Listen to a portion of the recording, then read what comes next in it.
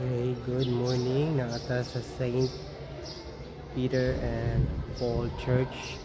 Nice kaya ang architecture.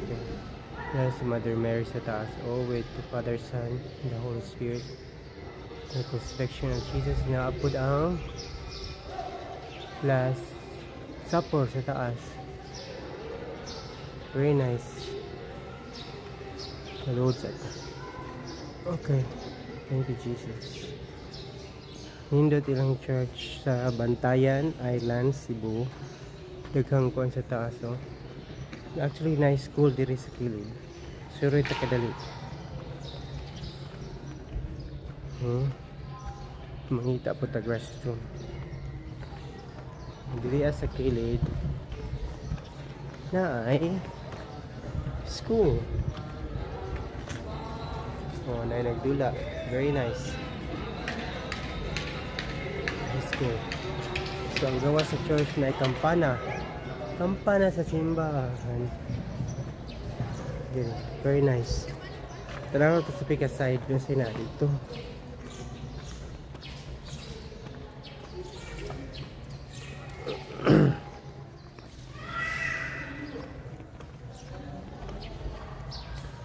Nay Fisherman's Cafe. Kaya po yung mga area dito nga pa anday. Sa pika side.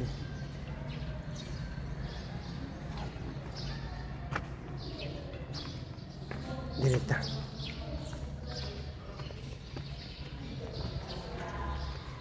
Nindot kayo lang painting. Na ang Santo Niño diri, oh. Fiesta sa January 26, birthday pa yung nanay. Naaday si, hello guys, na si Saint Peter I think. And then kita gikan sinugdanan diri kay naay kanang Adam and Eve. Nice. Sa painting Saint Paul nga pagkatalak niya sa kabayo, the calling of Saint Paul niya. Oh, na po si Saint Peter diri. Katong nagwalk si Jesus sa water. Oh, nice kayo.